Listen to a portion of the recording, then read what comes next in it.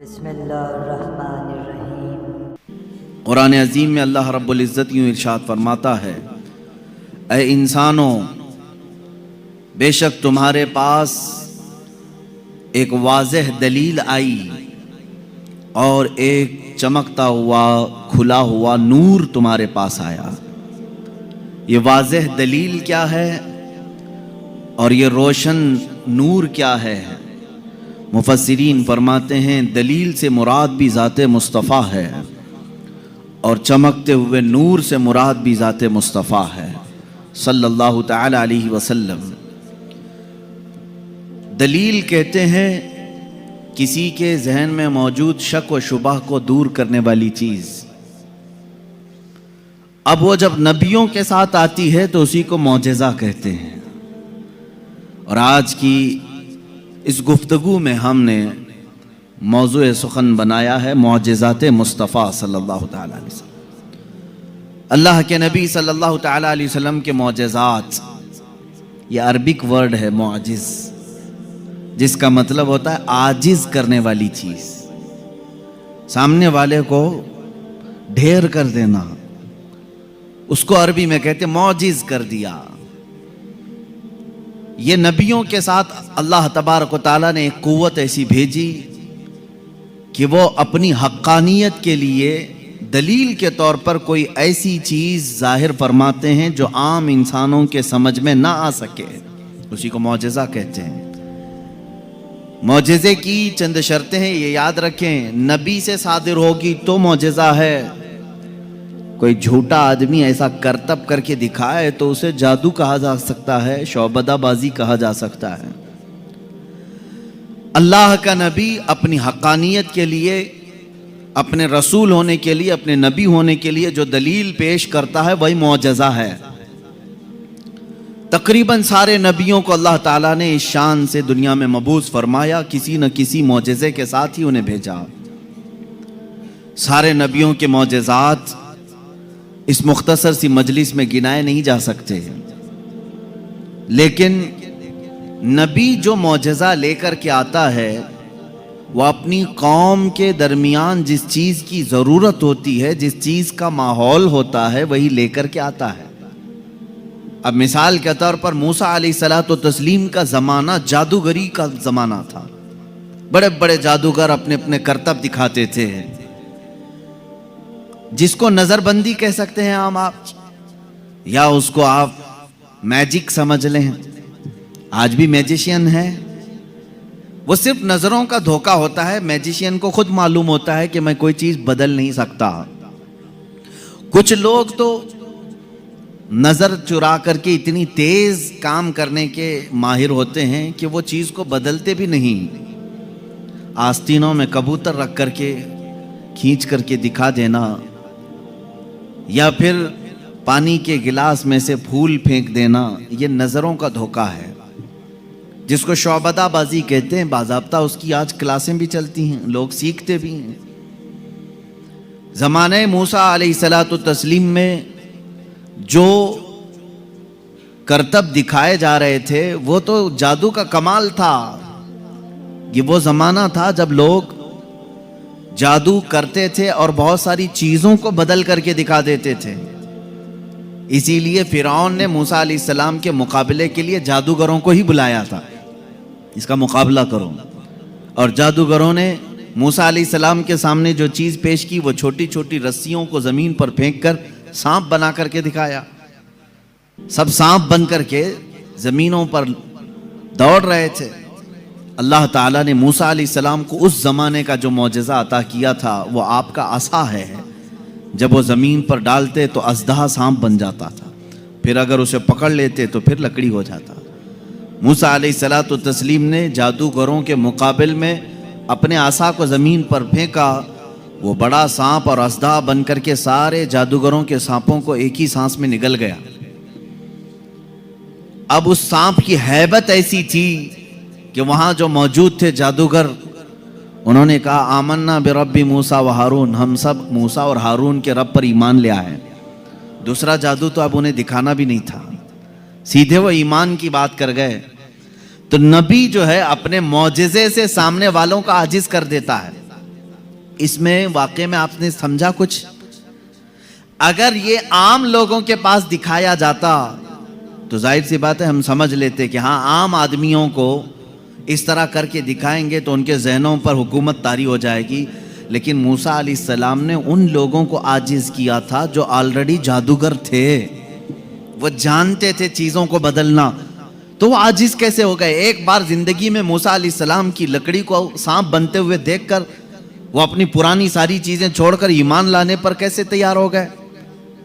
ان کو چاہیے تھا کہ ایک اور دوسرا جادو ٹرائی کرتے. میرے عزیزو، معلوم یہاں یہ ہوتا ہے کہ جادو جو ہے وہ نظروں کا دھوکہ ہوتا ہے. جو جادوگر رسیوں کو سانپ بنائے تھے انہیں معلوم تھا کہ یہ حقیقت میں رسی ہے. اس جادوگر کو وہ رسی دکھتی تھی، عوام کو سانپ نظر آتا تھا. جادوگر کو وہ چیز حقیقت میں وہی دکھتی ہے جو ہوتی ہے، لیکن لوگوں کو بدل کر کے دکھتی ہے. جادوگروں کو یہ معلوم ہوتا ہے. لیکن موسیٰ علیہ السلام نے جو لکڑی زمین پر ڈالی تھی وہ جادوگروں کے نظر میں بھی لکڑی نہیں دکھ رہی تھی، وہ حقیقت میں سانپ بنی ہوئی تھی. یہ معجزے اور جادو میں فرق ہے. جادو جو ہے نظروں کا دھوکہ ہو سکتا ہے اور معجزہ حقیقت کو تبدیل کر دیتا ہے، حقیقت کو بدل دیا جاتا ہے. عیسیٰ علیہ السلام کو اللہ رب العزت نے جو معجزہ عطا فرمایا، مردوں کو زندہ کرنا. آپ مٹی کے پرند بناتے تھے، پرندے، اس میں پھونک مارتے تھے تو وہ اڑنے لگ جاتے تھے. مادرزاد اندھے، پیدائشی جو اندھے یا کوڑ کی بیماری یا سفید داغ والے ہوں، ان کے جسم پر آپ ہاتھ رکھ دیتے وہ شفا یاب ہو جاتے، وہ صحیح ہو جاتے تھے. اور یہ بات ادھر ادھر کی کتابوں سے نہیں، اللہ کی کتاب سے ہے. اللہ رب العزت نے قرآن پاک میں خود ارشاد فرمایا، عیسیٰ علیہ السلام کا قول ہے، وَأُبْرِئُ الْأَكْمَحَ وَالْأَبْرَصَ وَأُحْيِي الْمَوْتَى بِإِذْنِ اللَّهِ. میں اندھوں کو صحیح کر دیتا ہوں، کوڑیوں کو صحیح کر دیتا ہوں، اور مردوں کو زندہ کر دیتا ہوں اللہ کے حکم سے.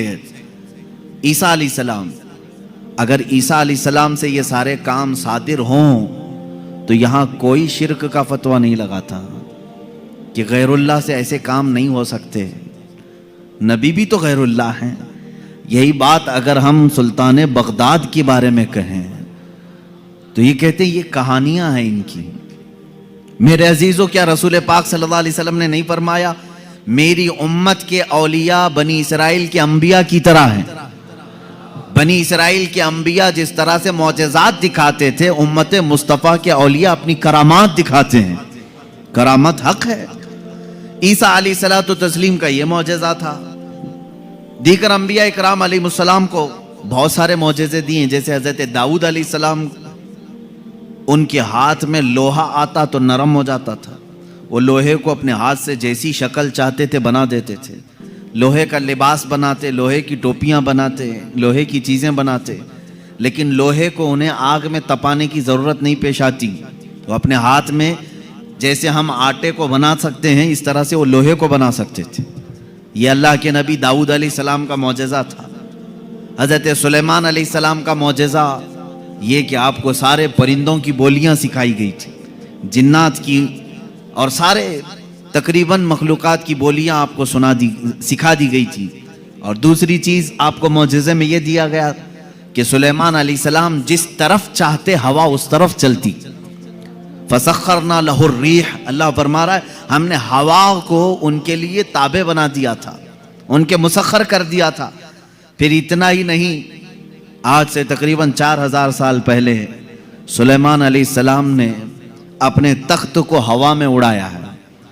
یہ ایروپلین کا زمانہ نہیں تھا، وہ ٹیکنالوجی کا دور نہیں تھا، لیکن سلیمان علیہ السلام کے حکم سے تخت ہوا میں اڑتا اور جس طرف آپ چاہتے اسی طرف آپ کو وہ سفر بھی کراتا. یہ آپ کا معجزہ تھا. جنات پر آپ کو حکومت دی گئی تھی. حضرت داؤد علیہ السلام، حضرت سلیمان علیہ السلام، حضرت موسیٰ علیہ السلام، حضرت عیسیٰ علیہ السلام، ان کے یہ مختصر معجزات میں نے آپ کے سامنے رکھی. تقریباً انبیاء اکرام علیہ السلام کو معجزے دیے گئے. حضرت صالح علیہ السلام کو ایک معجزہ اونٹنی کی شکل میں دیا گیا تھا، اس لیے کہ اس زمانے کے لوگ جس چیز کے قائل نہیں تھے اسی چیز کو معجزہ بنا کر کے بھیجا گیا ہے. یعنی عیسیٰ علیہ السلام کے زمانے میں لوگ یہ کہتے تھے مرنے کے بعد دوبارہ زندہ نہیں ہو سکتے. عیسیٰ علیہ السلام کو وہی معجزہ دے کر بھیجا اللہ نے, مردوں کو زندہ تم کر کے دکھاؤ. جب نبی کر کے دکھا سکتے ہیں تو اللہ دوبارہ کیسے نہیں زندہ کرے گا. صالح علیہ السلام کے زمانے میں لوگ اس بات کے انکاری تھے کہ بغیر باپ کے کوئی بیٹا ہو نہیں سکتا, بغیر باپ کے کوئی بیٹا پیدا نہیں ہو سکتا. آدم علیہ السلام کیسے آ گئے دنیا میں, ایسا کیسے ہو سکتا ہے. صالح علیہ السلام کو اللہ تعالیٰ نے حکم فرمایا تم اپنی قوم کو لے جاؤ ایک پہاڑ کے پتھر پر, پتھر سے کہو کہ اس میں سے اونٹ پیدا کر کے دیں. حضرت صالح علیہ السلام نے اس پتھر کے پاس کھڑے ہو کر فرمایا تو پتھر سے ایک اونٹنی کا بچہ نمودار ہوا. اس اونٹنی کا نہ باپ ہے نہ ماں ہے اور اپنی برادری سے اپنی نسل سے بھی نہیں, بلکہ پتھر ایک جامد چیز سے اونٹ پیدا ہوا. اس اونٹنی کا ذکر بھی قرآن پاک میں ہے. یہ معجزے کے طور پر دیا گیا تھا صالح علیہ السلام کو. عزیزان گرامی وقار, ان انبیاء کرام کو ان کے زمانوں کی جو ضروریات تھی, جو تقاضے تھے, وہ معجزے دیے گئے. اور سید الانبیاء محمد الرسول اللہ صلی اللہ تعالی علیہ وسلم کو ان تمام انبیاء کے جو معجزات تھے وہ تنہا حضور کو عطا کیے گئے. حسن یوسف دم عیسیٰ ید بیضا داری, آنچ خوباں ہمہ دارند تو تنہا داری. اے رسول پاک, یوسف کا حسن بھی آپ کے پاس ہے, عیسیٰ کا دم بھی آپ کے پاس ہے, اور موسیٰ کا ید بیضا بھی آپ کے پاس ہے. وہ تمام خوبیاں جو رکھتے تھے انبیاء, یا رسول اللہ تنہا آپ کی ذات میں اللہ نے وہ جمع کیا. امام عشق و محبت نے فرمایا ذات ہوئی انتخاب وصف ہوئے لاجواب, ذات ہوئی انتخاب وصف ہوئے لاجواب, نام ہوا مصطفیٰ تم پہ کروڑوں درود. ایک ذات ہے, ہزاروں وصف اس میں جمع کیے اللہ نے, ہزاروں وصف جمع کیے. اب معجزات میں شروع کرتا ہوں اس لیے کہ ہمارا وقت بہت تیزی سے چلتا ہے اور وقت کی سوئیاں ہمیں کاٹتے ہوئے چلی جاتی ہیں. اللہ ہمارے وقت میں برکت عطا فرمائے.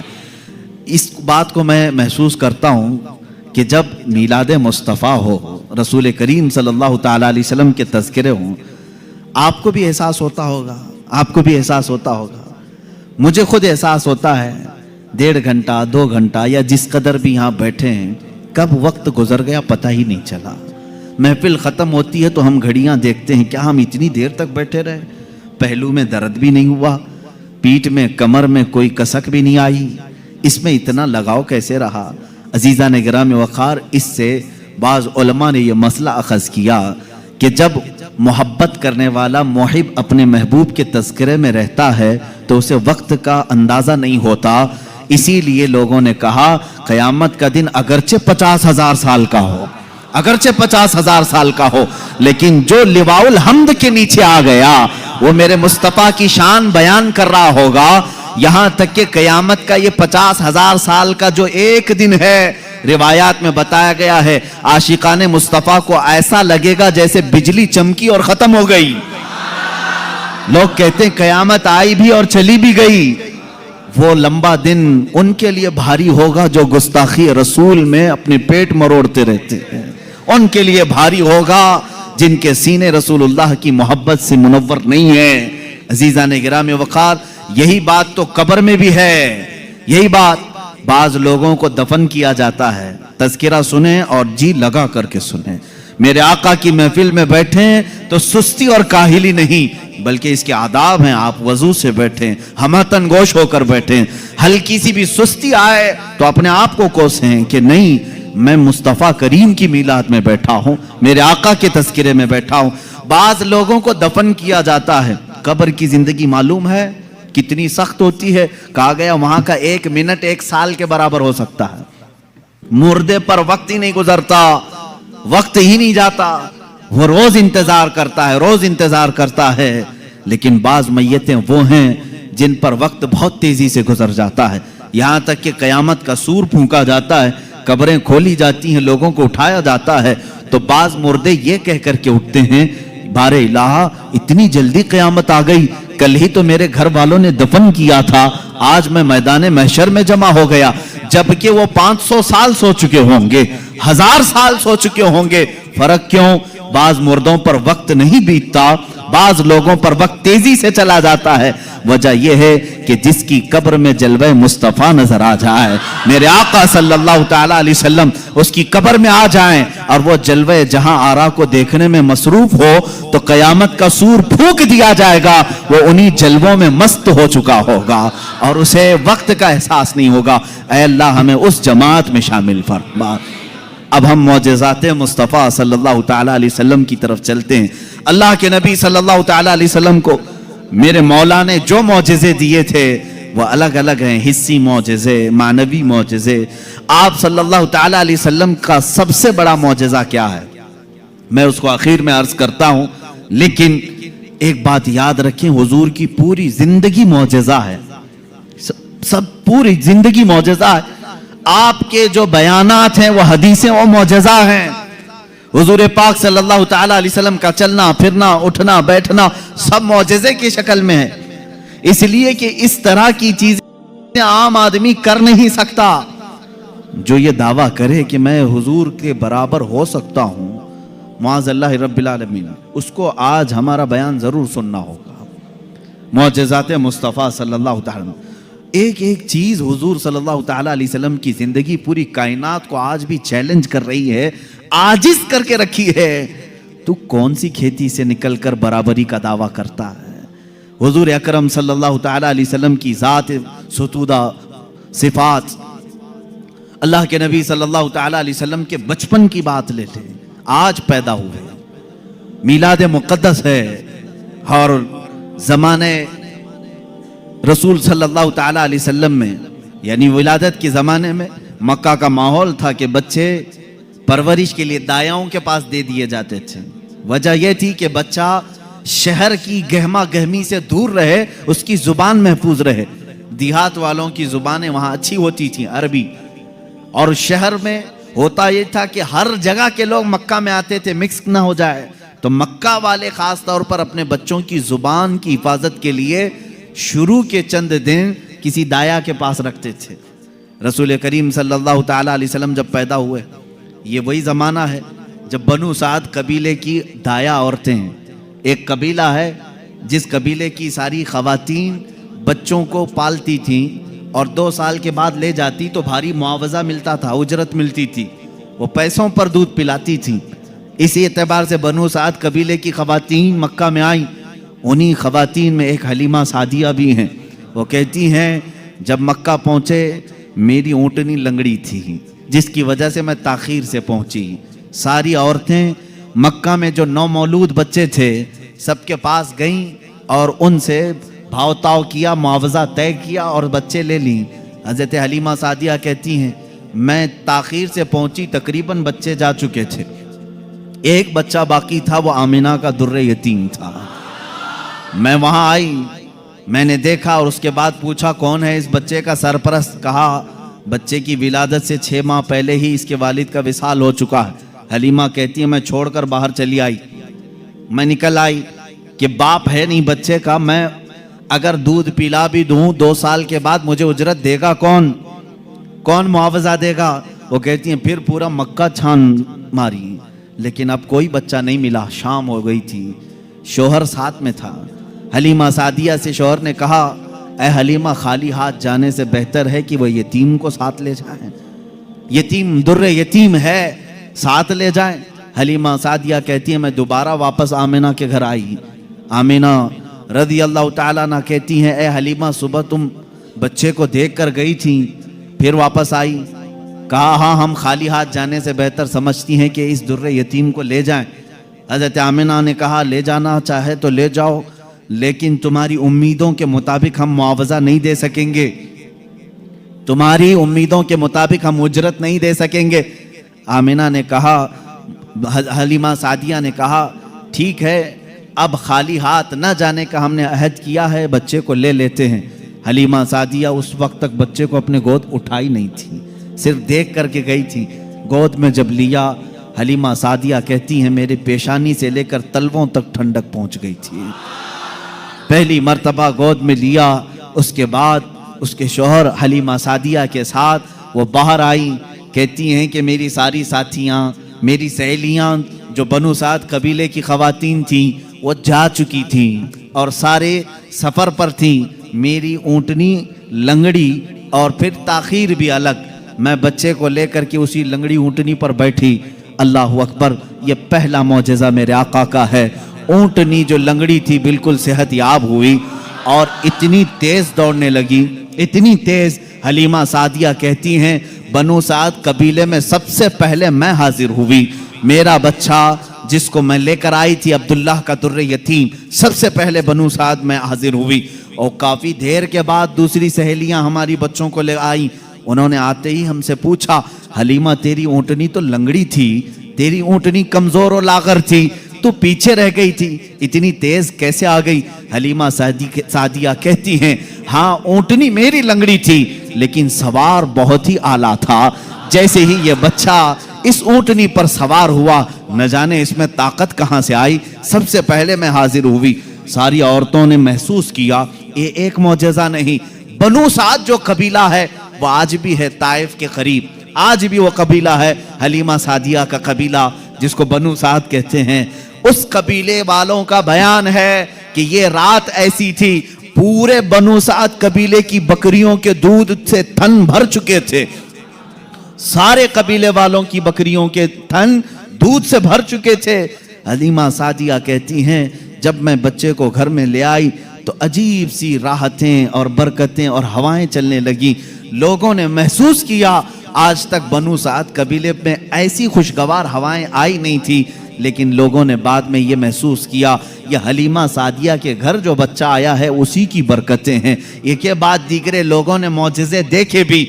हलीमा सादिया की जो बेटी हैं शैमा, जो हुजूर सल्लल्लाहु अलैहि वसल्लम की दूध शरीक बहन है, हुजूर की दूध शरीक बहन है, वो कहती हैं मैं मोहम्मद सल्लल्लाहु ताला अलैहि वसल्लम को गोद में लेकर रात में बैठती थी। 1 साल के नहीं थे, 9 माह के थे जब मैं गोद में लेकर बैठती थी। तारीक रातें हों या उजाली रातें हों, खुले आसमान के नीचे मैं आकर बैठती। मोहम्मद अरबी सल्लल्लाहु अलैहि वसल्लम की परवरिश में हलीमा का घराना लगा है। कहती हैं हम मालदार नहीं थे, खेल खिलौने वाली चीजें हमारे घर नहीं होती थी, लेकिन शैमा कहती हैं जब मोहम्मद मेरी गोद में होते, रात को 14वीं का चांद चमक रहा होता और मोहम्मद सल्लल्लाहु अलैहि वसल्लम गोद से उंगली को यूं उठाते, चांद इधर चला जाता, कभी चांद इधर जाता। गोद में उंगली जिस तरफ करते वो चांद उधर ही झुक जाता था।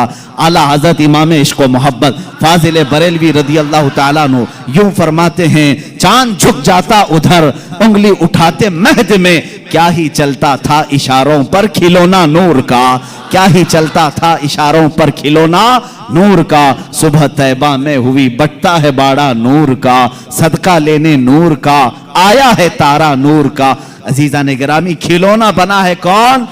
जिससे पूरी दुनिया आज तक खेल ना सकी, वो मोहम्मद अरबी सल्लल्लाहु अलैहि वसल्लम का खिलौना बना है। ये मेरे आका सल्लल्लाहु अलैहि वसल्लम के मौजज़ात, गोद के मौजज़ात हैं, गोद के मौजज़ात हैं। अब मैं यहां पर एक बात ये बताना चाहता हूं, उन लोगों के जहन को मैं साफ करना चाहता हूं जो लोग ये कहते हैं हुजूर सल्लल्लाहु ताला अलैहि वसल्लम 40 साल के बाद नबी बनाए गए, 40 साल के बाद नबी बनाए गए। बहुत सारे लोगों ने किताबों में भी लिख दिया। मेरे अजीज, बात को समझा करो, नबी बनाए गए ये जुमला तवज्जो, और हमारा अकीदा ये है 40 साल के बाद हुजूर ने अपने नबी होने का ऐलान फरमाया। नबी बनाए गए अलग चीज है, वो नबी कब बनाए गए थे ये खुद रसूल पाक से पूछो, आप कब नबी बनाए गए थे? इनकी किताबों से नहीं पूछेंगे, हम हुजूर से पूछते हैं। मेरे आका फरमाते हैं, कुन्तु नबिय्यन व आदम बैनल माई व तीन, मैं तो उस वक्त भी नबी था जब आदम को पानी और मिट्टी में गूंधा जा रहा था। आदम अलैहिस्सलाम के खमीर को गूंधा जा रहा था, उस वक्त भी मैं नबी था। ये अल्लाह के हबीब सल्लल्लाहु अलैहि वसल्लम ने फरमाया। और ये लोग कहते हैं 40 साल के बाद नबी बनाए गए। अच्छा चलो ठीक है, इस हदीस को अगर नहीं मानते, मौजज़ा कब दिया जाता है? मौजज़ा कब दिया जाता है? जब नबी अपनी नबूवत को जाहिर कर दे, उसे लोगों को कायल करना रहता है, ईमान की तरफ बुलाना होता है, अपनी हक्कानियत की दलील पेश करनी होती है, तब नबी मौजज़ा दिखाएगा। यहां मोहम्मद अरबी सल्लल्लाहु अलैहि वसल्लम गोद में जो मौजज़े दिखा रहे हैं, हलीमा सादिया के घर जो मौजज़े दिखाए जा रहे हैं, तुम्हारे कौल के एतबार से 40 साल के बाद नबी हुए थे ना, تو معجزے تو 40 سال بعد دکھنا چاہیے. حلیمہ سعدیہ کی گود میں جو معجزے دکھ رہے ہیں اس سے پتا چلتا ہے وہ پیدائشی نبی تھے. اعلان کا حکم 40 سال کے بعد اللہ نے دیا. وہ نبی نبوت لے کر کے دنیا میں آئے. عزیزان گرامی، یہ معجزات کی ابتدا حلیمہ سعدیہ کے گھر سے ہوئی اور اس کے بعد ایک دو نہیں کئی معجزے. حلیمہ سعدیہ رضی اللہ تعالیٰ عنہا کی بیٹی شیمہ کہتی ہیں 2 سال کی عمر سے پہلے ہی حضور پاک صلی اللہ تعالیٰ علیہ وسلم عام انسانوں کی طرح بڑے نہیں ہوئے ہیں. 9 مہینے کی عمر میں تو آپ تیر چلاتے تھے اور برابر نشانے پر، اور کبھی آپ نے ہکلا کر کے بات نہیں کی جیسے بچے تتلا کر ہکلا کر بات کرتے ہیں. اللہ کے حبیب صلی اللہ علیہ وسلم نے جب گفتگو فرمائی نہایت فصیح عربی میں گفتگو فرمائی. فرماتی ہیں کہ ایک بھی ایسا ٹوٹا ہوا جملہ محمد سے ہم نے سنا نہیں. یہ حضرت حلیمہ سعدیہ فرماتی. عزیزان گرامی، شیمہ کہتی ہیں 1.5 سال کی عمر میں میرے ساتھ محمد صلی اللہ علیہ وسلم بکریاں چرانے کے لیے آ جاتے تھے. بکریاں چرانے کے لیے آتے تھے. وہ کہتی ہیں جب بکریاں چرانے کے لیے محمد صلی اللہ علیہ وسلم جاتے تھے جنگل میں یا صحرا میں جہاں پر بھی معاملہ، وہ کہتی ہیں میں ایک آدھ بکری کو لے کر جاتی لیکن محمد صلی اللہ علیہ وسلم کے ساتھ ساری بکریاں ہوتی. فرق یہ تھا کہ میں دھوپ میں چرا رہی ہوتی لیکن ہمیشہ محمد صلی اللہ علیہ وسلم پر بادل کا ایک ٹکڑا سایہ بنا رہتا تھا. ہمیشہ چھاؤں رہتی تھی. کبھی دھوپ براہ راست ان کے رخساروں کو نہیں مارتی، ان کے رخساروں پر نہیں پڑتی. یہ حضرت شیمہ کہتی ہیں حلیمہ سعدیہ کی بیٹی کہتی ہے ایک دن ایسا ہوا محمد عربی صلی اللہ تعالیٰ علیہ وسلم 1.5 سال یا 2 سال کی عمر کے آس پاس ہیں. اچانک 2 لوگ آئے اور ان کو کوئی پہچانتا نہیں تھا. محمد عربی صلی اللہ تعالیٰ علیہ وسلم کو انہوں نے ایک درخت کے نیچے لٹایا اور ان کا سینہ چاک کر دیا. حضور پاک صلی اللہ علیہ وسلم کا وہ گھبرائی ہوئی بھاگتی ہوئی اپنی ماں کے پاس آئی. 2 سال کی عمر تھی جب میرے آقا صلی اللہ علیہ وسلم کی. حلیمہ سعدیہ کی بیٹی یا بیٹا جو حضور کے دودھ شریک تھے وہ دوڑتے ہوئے ماں کے پاس آئے اور کہا عجیب ایک بات ہم نے دیکھی محمد صلی اللہ علیہ وسلم کے ساتھ کہ کوئی انہونی 2 شخصیات آئیں، انہوں نے گرایا ہے اور سینہ چاک کر دیا ہے. اللہ نہ کرے کہ محمد کے ساتھ کچھ برا نہ ہو جائے. وہ گھبرائے ہوئے تھے. حضرت حلیمہ کہتی ہے میں دوڑتی ہوئی اس مقام پر پہنچی. جا کر کے دیکھا درخت کے سائے میں وہ آرام کر رہے تھے. کوئی لوگ نہیں تھے، کوئی شخصیات نہیں تھی. حلیمہ سعدیہ نے دیکھا واقعی سینے کے اوپر کچھ نشانات نظر آ رہے تھے. اٹھایا اور پوچھا کہ کیا بات ہے.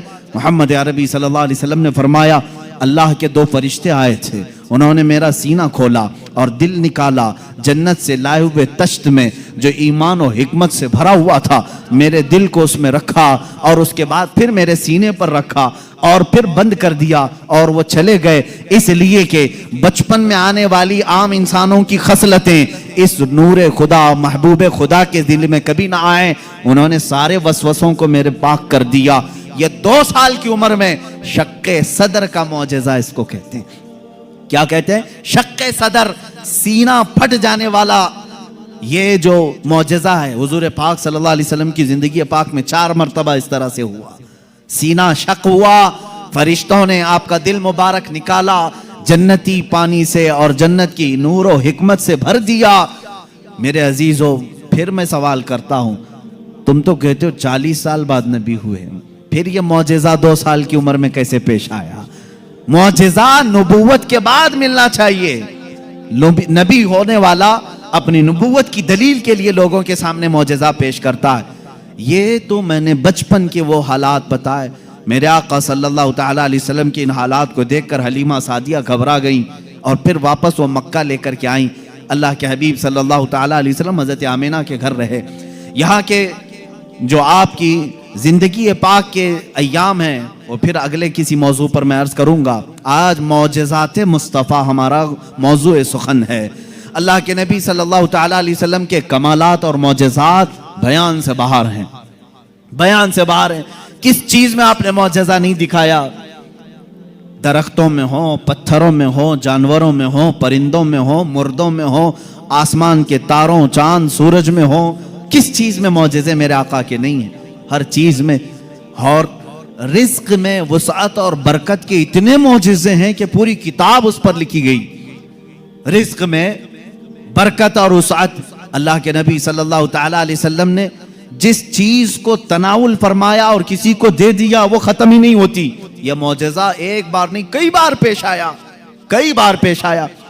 حضرت عمر فاروق رضی اللہ تعالیٰ عنہ فرماتے ہیں ایک بار 440 لوگ آئے, 440 لوگ حضور صلی اللہ تعالیٰ علیہ وسلم کے پاس آ کر کے انہوں نے کہا ہماری مہمان نوازی کریں. رسول کریم صلی اللہ تعالیٰ علیہ وسلم نے فرمایا عمر ان کو کھلاؤ. حضرت عمر نے کہا آقا میرے پاس ایک ہی آدمی کا کھانا ہے, ایک آدمی, یہ 440 ہیں. رسول کریم صلی اللہ تعالیٰ علیہ وسلم نے ایک کھجور انہیں دی اور فرمایا جاؤ جتنا کھانا ہے اسی میں سے کھلاؤ. حضرت عمر کہتے ہیں میں لے گیا, 440 لوگ کھاتے رہے, میرا کھانا ختم ہی نہیں ہوا. وہ کھا کر چلے بھی گئے, میرا گھر پورا کھا لیا, پھر بھی کھانا باقی رہا. یہ رزق میں برکت اور وسعت کے ایک نہیں بے شمار معجزے ہیں میرے آقا کے. صلح حدیبیہ کے موقع پر مکہ مکرمہ جا رہے تھے عمرہ کی نیت سے. حضور اکرم صلی اللہ تعالیٰ علیہ وسلم مکہ والوں نے بیچ راستے میں روک لیا تھا, اور اس کے بعد ایک وقت ایسا آیا کہ لوگوں کے پاس پانی ختم ہو گیا, پانی نہیں تھا, اور ایک کنواں قریب میں تھا وہ بھی سوکھ چکا تھا. وہ کنواں آج بھی مکہ میں موجود ہے, ہم نے اس کی زیارت کی ہے. آپ ان سعودیوں نے 4 سال پہلے شاید ایک کمپنی کو ٹھیکے میں دے دیا اور اس کمپنی کے انڈر اب وہ کنواں ہے, ابھی اسے ختم نہیں کیا گیا. تقریباً 14 صدیوں پرانا کنواں آج بھی موجود ہے. وہ سوکھا ہوا بالکل سوکھ چکا تھا. حضور پاک صلی اللہ تعالیٰ علیہ وسلم نے کلی فرمائی اور کہا اس کنویں میں ڈال دو. صحابہ کہتے ہیں ہم نے اس کنویں میں پانی ڈال دیا, تھوڑا سا کلی کا پانی تھا, کنواں لبالب بھر گیا. پانی سے اتنا بھرا کہ جتنے لوگ تھے سبوں نے اس کنویں سے پانی پیا بھی, وضو بھی کیا, جسے غسل کی حاجت تھی غسل کیا, اپنے جانوروں کو بھی پلایا. ایک صحابی سے پوچھا گیا آپ لوگ کتنے تھے اس وقت؟ وہ کہتے ہم 1400 لوگ تھے, لیکن میرا یقین ہے کہ اگر 1 لاکھ ہوتے تو بھی پانی کم نہ پڑتا. اور اس کے بعد وہ کنواں کبھی سوکھا نہیں, آج بھی پانی اس میں موجود ہے. اور ایک کنواں بیر شفا جس کو کہتے ہیں, اس کے متعلق میں نے یہ سنا ہے کہ وہ نہایت ہی کھاری پانی, کڑوا پانی, جانور بھی نہیں پیتے تھے. اللہ کے نبی صلی اللہ تعالیٰ علیہ وسلم بدر سے واپسی کے موقع پر اس میں اپنا لعاب پاک ڈالا, وہ پانی آج بھی میٹھا ہے, آج بھی میٹھا ہے. ان سعودیوں نے اس میں سیمنٹ بھر دیا, ڈامر ڈال دیا, تارکول ڈالا, کیمیکل ڈالا. ان کے اعتبار سے یہ شرک ہے. یہ سب سنی لوگ آتے ہیں تبرک سمجھ کر کے اس پانی کو نکالتے ہیں, اس کی کوئی اصل نہیں, اس کی کوئی سند نہیں, اس کا کوئی ثبوت نہیں. اور اس غصے میں انہوں نے کنویں میں ہر چیز ڈالی, لیکن پانی بھی بڑا ضدی ہے, ہر چیز کو نکل کر کے پھر باہر آتا. ساری چیزیں ختم ہوتی ہیں. ابھی 6 مہینے پہلے کے سفر میں بھی پانی پی کر کے آئے. انہوں نے وہاں پہرے دار لگائے. آج بھی پتہ نہیں بغض کس بات کا ہے, بغض کس چیز کا ہے. تمہیں سینما تھیٹروں سے تکلیف نہیں ہوئی, بیر شفا سے اتنی تکلیف. تمہیں بیچ کھولنے میں شرم و حیا نہیں آئی. مصطفیٰ کریم صلی اللہ تعالیٰ علیہ وسلم کے عشاق اور محبت کرنے والے اگر تاریخ کی کسی چیز کو دل و جان سے یقین کے ساتھ عمل کرتے ہیں اور انہیں شفا بھی ملتی ہے, تو ان کے پیٹ میں درد کیوں ہوتا ہے؟ حیرت کی بات ہے. عزیزان گرامی وقار, ایک بات, ایک فارمولہ تو مجھے سمجھ میں آتا ہے, ہر آدمی اپنے بڑوں کی روش پر چلتا ہے, ہر آدمی اپنے آقاؤں کو ضرور خوش کرتا ہے. الحمدللہ ہم ان تبرکات پر مر مٹتے ہیں, جان دیتے ہیں, اس لیے کہ ہمارے آقاؤں کا تبرک ہے. اور یہ ہر اس چیز کو مٹانے کی کوشش کرتے ہیں اس لیے کہ یہ بھی اپنے آقاؤں کی نسل میں سے ہیں. یہودی ہمیشہ چاہتے تھے کہ نام مصطفیٰ مٹا دیا جائے, ہمیشہ چاہتے تھے. تورات میں کھرچ کھرچ کر کے نام نکالے انہوں نے, لیکن اعلیٰ حضرت فاضل بریلوی رضی اللہ تعالیٰ عنہ نے یہ فرمایا, تو گھٹائے سے کسی کے نہ گھٹا ہے نہ گھٹے, جب بڑھائے تجھے اللہ تعالیٰ تیرا, مٹ گئے مٹتے ہیں مٹ جائیں گے آدھا تیرے, نہ مٹا ہے نہ مٹے گا کبھی چرچا تیرا. حضور پاک صلی اللہ تعالیٰ علیہ وسلم کی کوئی چیز تم تاریخ سے نہیں مٹا سکو گے. بہرحال رزق میں برکت اور وسعت کے بے شمار معجزات ہیں. ایک بار تو کمال کی بات ہے, مقام زورا پر حضور پاک صلی اللہ تعالیٰ علیہ وسلم تشریف فرمائے. یہاں صحابہ کہتے ہیں ہمارے پاس پانی پھر ختم ہو گیا. پانی کچھ بھی نہیں تھا, نہ کنواں قریب میں تھا. کنواں تھا تو کلی فرمائی, کنویں کا پانی باہر آیا. حضرت موسیٰ علیہ السلام کا معجزہ یاد ہوگا آپ کو. آپ نے لکڑی سے پتھر پر مارا ایک مرتبہ, 12 چشمے باہر نکلے. قرآن پاک میں ہے, قرآن نے فرمایا فَانْفَجَرَتْ مِنْهُ اثْنَتَا عَشْرَةَ عَيْنًا, 12 چشمے پانی کے نکلے تھے. اور اس لیے کہ ان کی امت میں 12 قبیلے تھے, 12 قبیلوں کے لیے 12 چشمے نکل گئے. کس چیز سے موسیٰ علیہ السلام نے مارا؟ اپنے عصا سے. کس پہ مارا؟ پتھر پہ. پتھر سے 12 چشمے نکلے. مصطفیٰ کریم صلی اللہ تعالیٰ علیہ وسلم سفر میں, صحابہ تشریف لائے, شکایت کی پانی کی. اللہ اللہ, میں یہاں پر عقیدے پر قربان جاؤں صحابہ کے, ان سے کیوں نہیں کہتے پانی برسانا, پانی دینا اللہ کا کام ہے. وہ صحابہ حضور کے پاس بار بار کیوں آ جاتے تھے؟ کھانا نہیں ہے تو حضور کے پاس, پانی نہیں ہے تو حضور کے پاس, بیماری ہے تو حضور کے پاس. اس لیے کہ انہی صحابہ کا عقیدہ بریلی کے امام نے لیا ہے, جن کا کہنا تھا شافی و نافی ہو تم, وافی و کافی ہو تم, درد کو کر دو دوا, تم پہ کروڑوں درود, آنکھ عطا کیجئے اس میں ضیا دیجئے, جلوہ قریب آ گیا تم پہ کروڑوں درود. وہ مانگنے کے لیے آتے تھے میرے آقا صلی اللہ علیہ وسلم کی بارگاہ میں, اور جنہوں نے کہا رسول اللہ سے مانگنا حرام ہے, معاذ اللہ رب العالمین, ان کو اللہ تعالیٰ نے ایسوں کا محتاج بنایا, در در کی ٹھوکریں کھاتے ہوئے آج بھی ذلیل و خوار ہے. اسی لیے میرے امام نے کہا ہے جو تیرے در سے یار پھرتے ہیں, در بدر یوں ہی خار پھرتے ہیں, در بدر یوں ہی خار پھرتے ہیں. ہمیں فخر ہے اس بات پر, ہم محتاج ہیں تو مدینے کے تاجدار کے رسول کریم صلی اللہ تعالیٰ علیہ وسلم سے مانگیں گے. اس لیے مانگتے ہیں کہ رب ہے موتی یہ ہے قاسم, رزق اس کا ہے کھلاتے یہ ہیں, رزق اس کا ہے کھلاتے یہ ہیں. ہم خالق سمجھ کر, ہم رسول اللہ کو رازق سمجھ کر نہیں جا رہے ہیں, بلکہ وہ رزاق حقیقی کے نائب ہیں. اسی لیے اعلیٰ حضرت فاضل بریلوی نے فرمایا ہے کہ رب ہے موتی یہ ہے قاسم, رزق اس کا ہے کھلاتے یہ ہیں. بخدا خدا کا یہی ہے در, نہیں اور کوئی مفر مخر, جو وہاں سے ہو یہیں آ کے ہو, جو یہاں نہیں تو وہاں نہیں. یہ اعلیٰ حضرت نے فرمایا. بہرحال رسول کریم صلی اللہ تعالیٰ علیہ وسلم کے پاس اب صحابہ آئے پانی کی شکایت لے کر کے. پانی یہاں پر بھی نہیں ہے. حضور پاک صلی اللہ علیہ وسلم نے فرمایا کنواں بھی قریب نہیں, تالاب بھی قریب نہیں, پتھر بھی قریب نہیں. ایک صحابی سے کہا کہ برتن کچھ ہے تمہارے پاس؟ کہا ایک برتن میں اتنا پانی ہے کہ یا تو پی سکتا ہوں یا تو وضو کر سکتا ہوں. حضور پاک صلی اللہ علیہ وسلم نے فرمایا وہی لے آؤ. برتن کو قریب رکھا اور اپنا دست مبارک اس میں رکھا. صحابہ فرماتے ہیں ہر انگلی پاک سے پانی کے چشمے جاری تھے, جیسے فوارے نکلتے ہیں, فاؤنٹن جس طرح ہوتے ہیں.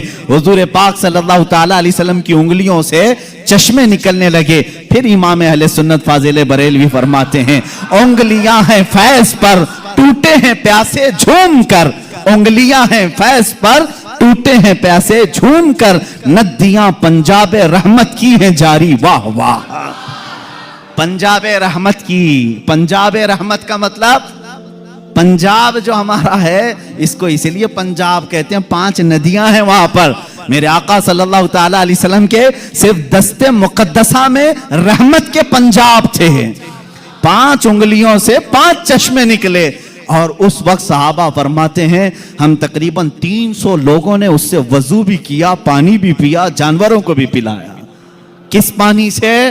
انگلیوں سے نکلے ہوئے پانی. اب میں پوچھتا ہوں میرے عزیزو, یہ ہے معجزہ جس کو خرق عادت کہتے ہیں, جو عقل میں نہ آئے, عقل میں نہ آئے. ہاں ایک بات تو سمجھ میں آتی, موسیٰ علیہ السلام نے لکڑی ماری تھی پتھر پر اور پتھر سے 12 چشمے نکلے. معجزہ وہ بھی تھا, لیکن ہم نے دنیا میں بہت سارے فالس دیکھے ہیں جو پتھروں سے ہی نکلتے ہیں. نہیں دیکھے آپ نے؟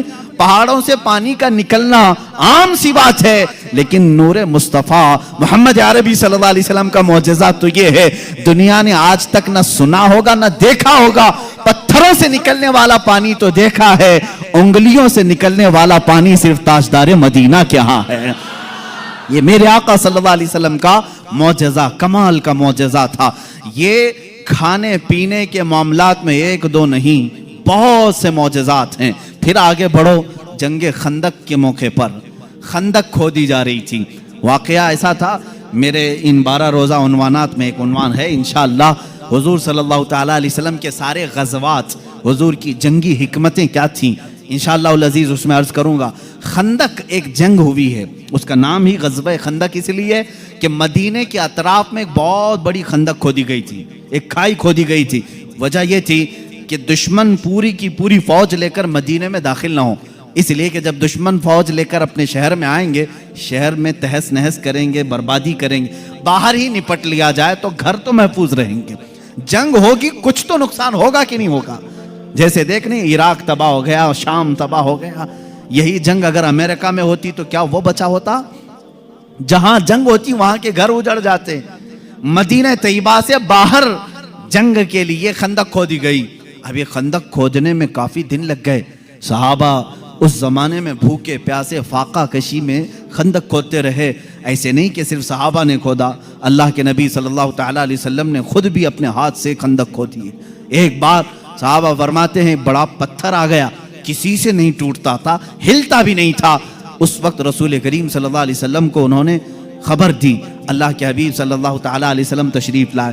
میرے عزیزوں، میرے آقا کا ایک معجزہ یہ بھی تھا، جتنے صحابہ تھے ان کے پاس جتنی طاقت تھی، سب سے زیادہ طاقت میرے مصطفیٰ کے پاس بھی تھی۔ حضور پاک صلی اللہ تعالیٰ علیہ وسلم نے اپنے زمانے کے نامور پہلوان ابو دجانہ یا کچھ اور نام ہے میں بھول رہا ہوں، حضور صلی اللہ تعالیٰ علیہ وسلم نے اس کے ساتھ کشتی لڑی جس کو پورے عرب نے کبھی نہیں پچھاڑا تھا۔ 3 مرتبہ حضور پاک نے اس کو پیٹ لگا دیا تھا۔ حضور اکرم صلی اللہ تعالیٰ علیہ وسلم اپنے ہاتھ میں کدال لے کر کے اس پتھر کو نکالنے آئے، ایک اس پر ماری ضرب، چنگاری اچھلی اور روشنی آئی۔ اللہ کے حبیب صلی اللہ علیہ وسلم نے فرمایا الحمدللہ، دوسری ماری، پھر کہا الحمدللہ، تیسری مرتبہ وہ پتھر ٹوٹ کر ٹکڑے ہو گیا، نکل گیا۔ صحابہ نے پوچھا کہ حضور ہر آپ نے پتھر پر جب بھی کدال ماری چنگاری نکلی، آپ نے زبان سے کچھ کہا؟ کہا جب پہلی مرتبہ میں نے کدال ماری میں نے دیکھا ایران فتح ہو چکا ہے۔ کدال یہاں مدینے میں ماری جا رہی ہے اور خبر ایران کے فتح ہونے کی دی جا رہی۔ دوسری کدال ماری، حضور پاک صلی اللہ تعالیٰ علیہ وسلم نے فرمایا یمن فتح ہو چکا ہے۔ بعض روایات میں الگ الگ ملکوں کے نام مجھے ملے، بحرین کے محلات کو فتح ہوتے ہوئے میں نے دیکھا۔ حضور اکرم صلی اللہ تعالیٰ علیہ وسلم نے 3 ضربوں میں اس پتھر کو ختم کر دیا، اور اسی وقت ایران کے، ملک روم کے اور بحرین کے فتح ہونے کی بشارتیں دی۔ یہاں تک کہ ایک حدیث میں ہے قسطنطنیہ، استنبول کے فتح ہونے کی خبر دی، جو حضور پاک صلی اللہ تعالیٰ علیہ وسلم کے وصال کے 800 سال کے بعد فتح ہوا، اور الحمدللہ اسلام کے زیر نگیں آیا۔ جہاں جہاں کی خبریں حضور نے دی تھی سب ملک فتح ہوئے، آج بھی وہ دائرہ اسلام میں ہیں، آج بھی مسلمانوں کے زیر نگیں ہیں۔ اب یہاں پر جو معجزہ ہوا، ایک تو پتھر کا ٹوٹنا اور غیبی خبریں دینا، دوسری بات حضرت جابر رضی اللہ تعالیٰ عنہ ایک عزیز صحابی تھے، وہ آتے ہیں اپنی بیوی سے کہتے ہیں میں دیکھ رہا ہوں اللہ کے نبی صلی اللہ علیہ وسلم پیٹ پر پتھر باندھے ہوئے۔ کیوں باندھا جاتا تھا اس وقت؟ اس لیے کہ پیٹ اگر ڈھیلا رہے، بھوک کی شدت سے بار بار خواہش کھانے کی ہوتی رہے، اس کو ٹائٹ کر لیا جائے تو بار بار بھوک نہ لگے۔ یہ اس وقت معمول رہا ہوگا۔ اللہ کے نبی صلی اللہ علیہ وسلم نے بھی اپنے پیٹ پر پتھر باندھے۔ حضرت جابر کہتے مجھ سے دیکھا نہیں جا رہا ہے، اس حالت میں میرے آقا کام بھی کر رہے ہیں۔ جابر رضی اللہ تعالیٰ عنہ کا گھر وہاں سے قریب تھا خندق کے۔ ان کی بیوی سے انہوں نے کہا کچھ کھانے کو ہو تو بنا دو۔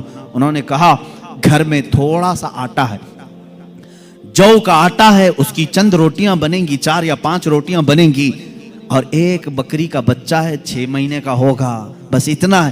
کتنے لوگ کھا سکتے ہیں آپ ہی دیکھیں۔ کہا اتنا ہی ذبح کر، میں رسول پاک صلی اللہ علیہ وسلم کو، حضرت ابو بکر کو، حضرت عمر کو، اور میں رہوں گا، میرے گھر والے رہیں گے، کھلا دیں گے۔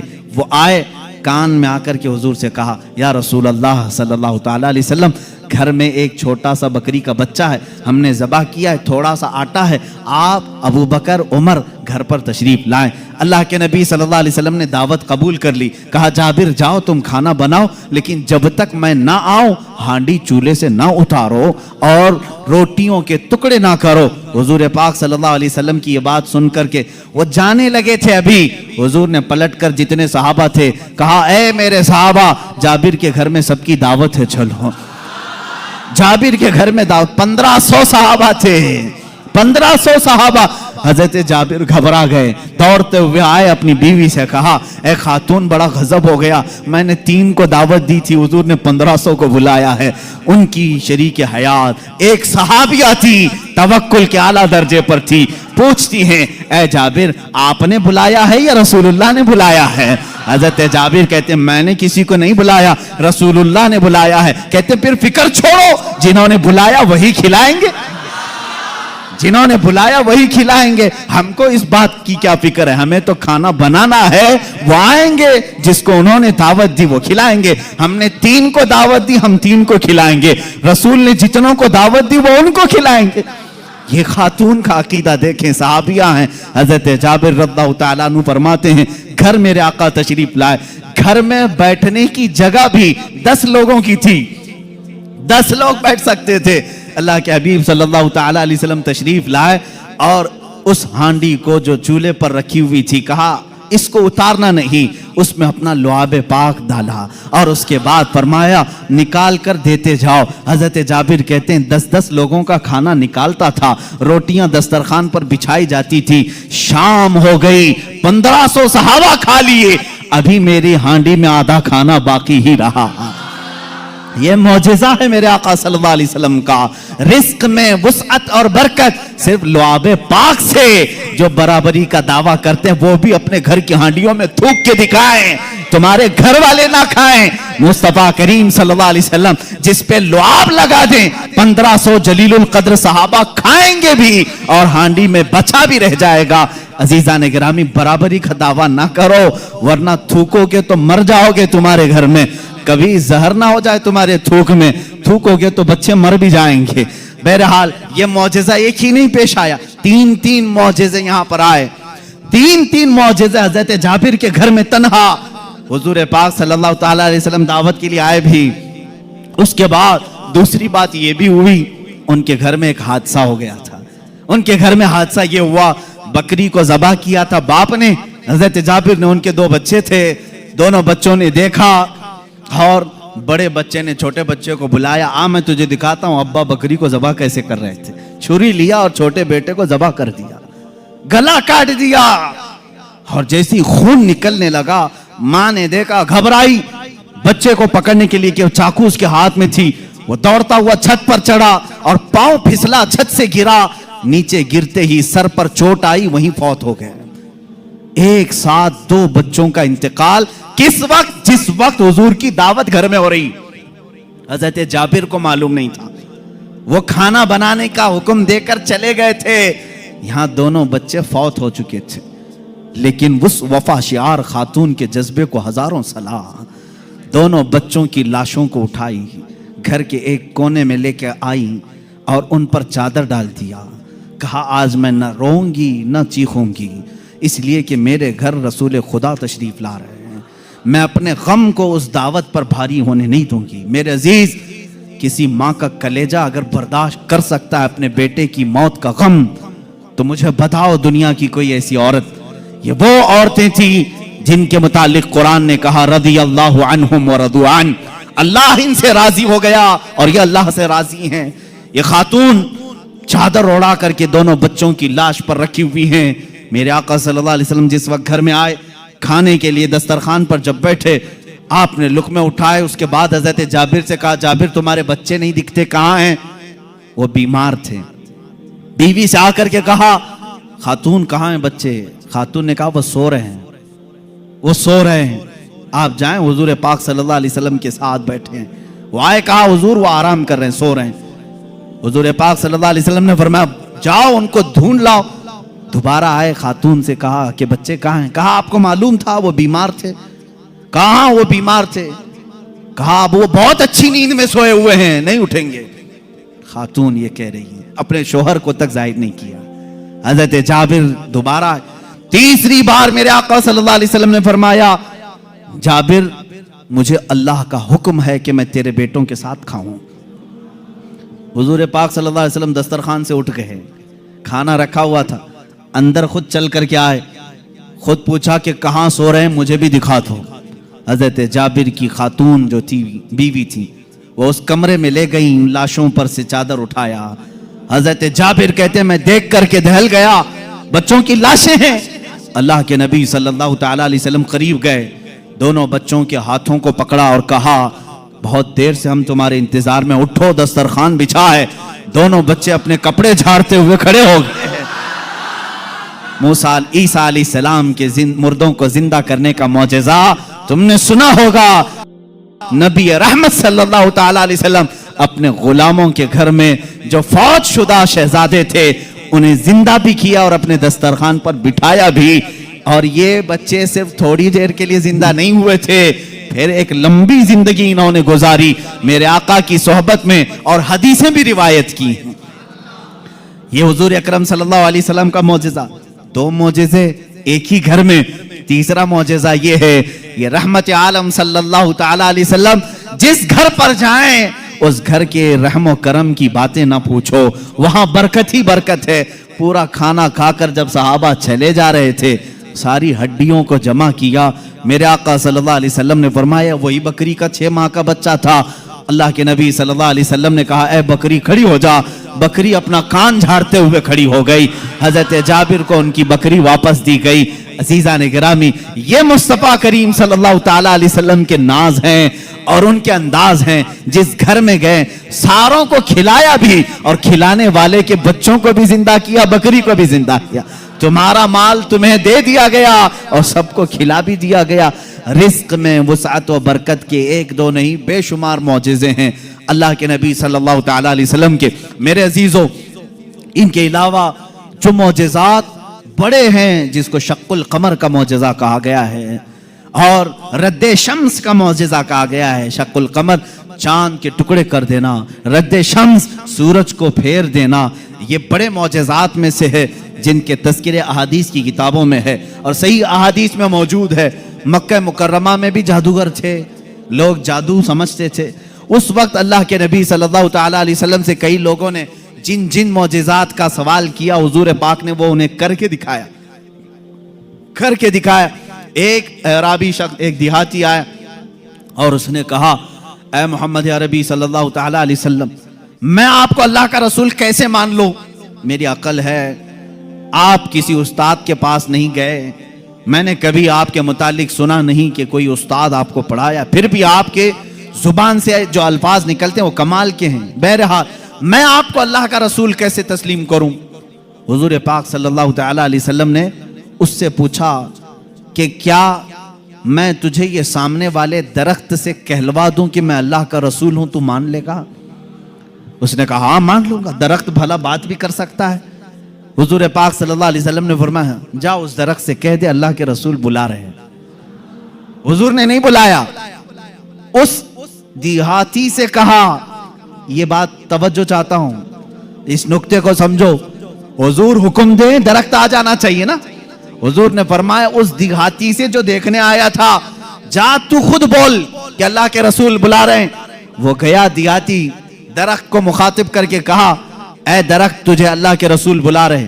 حدیث پاک میں وہ درخت اپنے جڑوں سمیت باہر آئے, کافی بڑا درخت ہے, اور جھومتے ہوئے جیسے پنڈلیوں پر انسان چلتا ہے بارگاہ مصطفیٰ میں آیا, اور ایسے جھکا جیسے انسان رکوع میں جھکتا ہے. اور اس کے بعد اس درخت سے آواز آنے لگی اشہد انک رسول اللہ, گواہی دیتا ہوں کہ آپ اللہ کے رسول ہیں.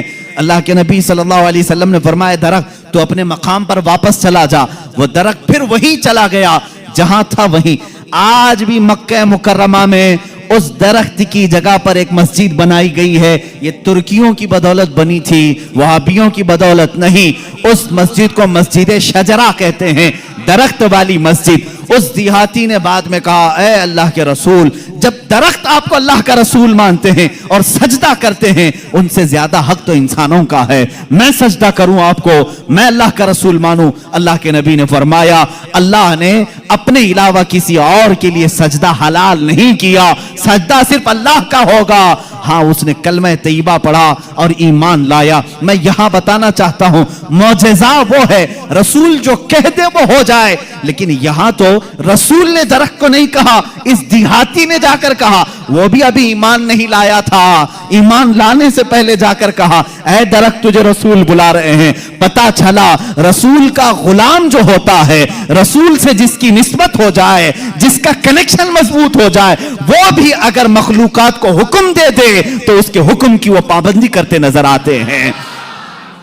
اس کے حکم کی پابندی کرتے نظر درخت سے پوچھتے اگر تم, اے درخت کیا تو ایک دیہاتی کی بات مان کر اپنی زمین کی جڑوں سے نکل آیا؟ یہ دیہاتی بھلا ہے کون, تو اس کی بات کیسے مان لیا؟ تو درخت تمہیں اپنے عالم ارواح میں غالباً یہ جواب دے دے. وہ کہے گا, نادان, تو یہ نہ دیکھ کہ وہ دیہاتی مجھے بلانے آیا تھا, یہ دیکھ وہ کس کے حکم سے آیا تھا. جس کا حکم تھا اس کے حکم پر میں بجا لانے کے لیے اس عمل کو کیا. عزیزان گرامی وقار, یہ درختوں کے معجزے یہ ایسے نہیں ہیں کہ صرف ہم لوگوں نے لکھے ہیں. تاریخ کی اوراق آج اس بات کے شاہد ہیں کہ مکہ کے کفار و مشرکین بھی ان معجزات کو دیکھتے رہے. ان معجزات کو انہوں نے دیکھا, درخت کا نکل کر کے آنا, ہرن کا بات کرنا حضور سے, اونٹ کا بات کرنا, بھیڑیے کا گفتگو کرنا. یہ مکہ والوں نے سنا بھی ہے. فصیح عربی زبان میں ایک بھیڑیا گفتگو کر رہا تھا مکہ میں. ایک آدمی نے, مکے والے نے دیکھا بھیڑیا گفتگو کر رہا ہے عربی میں, اس کا شکار اس نے چھین لیا تھا. اس نے کہا, اللہ نے جو مجھے رزق دیا تو نے چھین لیا. اس نے پلٹ کر کے کہا, کیا جانور بھی عربی بولتے ہیں؟ اس بھیڑیے نے جواب کیا دیا, سنی. اس بھیڑیے کا جواب وہ عاشق رسول ہوگا. اس نے کہا, اے نادان, جانور کا بات کرنا اتنے تعجب کی بات نہیں, اس سے بڑے تعجب کی بات تو یہ ہے اللہ کا سب سے مقدس رسول مکہ میں ہے اور تو ایمان نہیں لاتا. اس سے بڑا تعجب یہ ہے. اسی سے سمجھ میں آتا ہے کہ جانور بھی یہ جانتے ہیں کہ اللہ کے رسول سب سے اعلیٰ و افضل ہیں, اشرف و اکمل ہے. عزیزان گرامی وقار, ایک بار ابو جہل نے پروپیگنڈا پھیلایا کہ آؤ دیکھتے ہیں محمد کی بہت صلی اللہ تعالی علیہ وسلم. بہت سارے لوگ قائل ہو گئے, یہ جو کچھ بھی دکھاتے ہیں زمینوں پر دکھاتے ہیں. خط لکھ کر کے یمن کے ایک بہت معزز شخص جن کو حبیب یمنی کہتے ہیں بلایا. ابو جہل کی اچھی دوستی تھی, تجارت کی ساتھی داری رہی ہوگی. حبیب یمنی کو کہا, ہمارے ہاں ایک ایسا شخص نکلا ہے جو ایسے ایسے دعوے کر رہا ہے, آؤ. اس حبیب نے کہا, میں تو اپنی آنکھوں سے آ کر کے دیکھوں گا, اگر وہ جادوگر ہے تو میں سمجھ جاؤں گا کہ وہ کیسے جادو کرتا ہے, مجھے بھی تھوڑا علم ہے. وہ شخص حبیب یمن سے نکل کر کے مکہ آیا. ابو جہل نے سارے لوگوں کو جمع کیا, محمد عربی صلی اللہ تعالی علیہ وسلم کے پاس آئے اور کہا, اگر آپ اللہ کے رسول ہیں اور آپ جو کچھ دکھاتے یہ معجزہ ہے, تو اب ہمیں زمینی معجزہ, زمینی کرتب کی ضرورت نہیں. اس لیے کہ مکہ والوں کا یہ عقیدہ تھا جادوگر جو بھی دکھا سکتا ہے وہ زمین پہ, آسمان پہ نہیں دکھائے گا.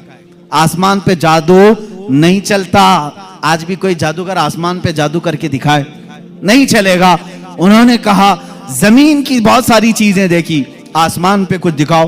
یہ 14ویں کا چاند اس رات چمک رہا تھا.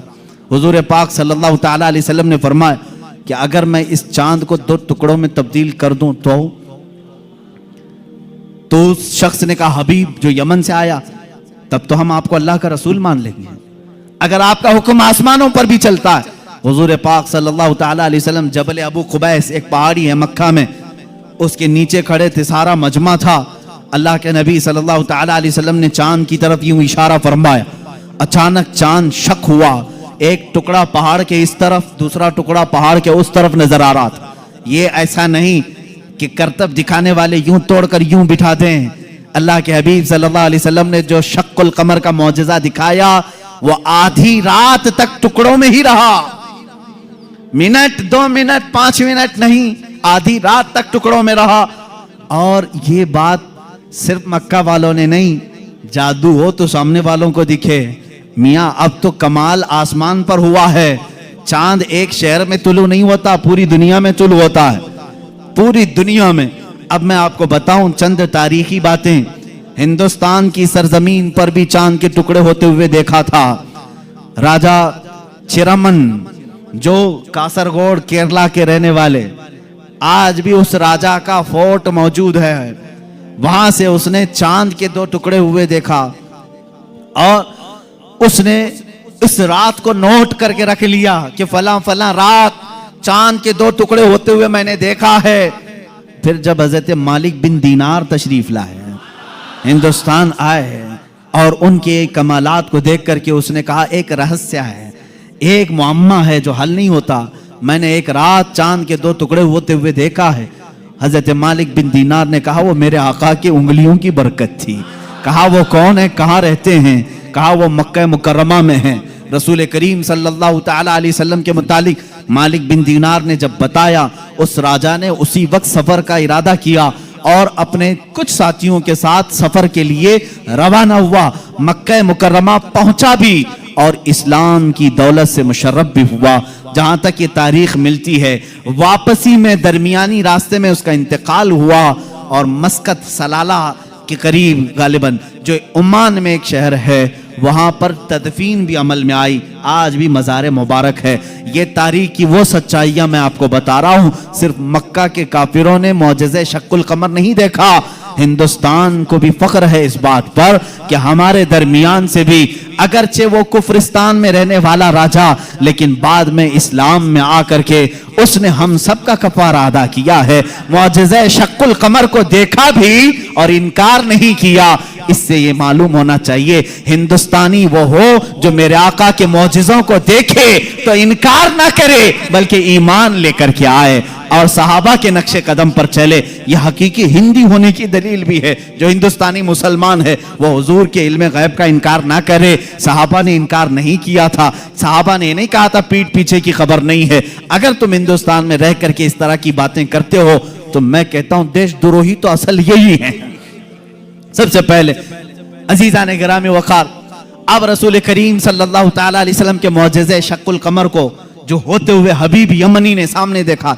अच्छा, और एक दूसरी तारीख, चीन में, चाइना में आज भी एक जगह है, एक मस्जिद है जहां पर इबारत तहरीर लिखी हुई है। हमारे पास उसकी एक तस्वीर लाई थी और जिन लोगों ने वहां विजिट किया है उन्होंने भी बताया कि वहां पर तारीख लिखी हुई है चाइना में कि आज की वो रात है कि यहाँ के इलाके वालों ने आसमान पर चांद के 2 टुकड़े होते हुए देखा है।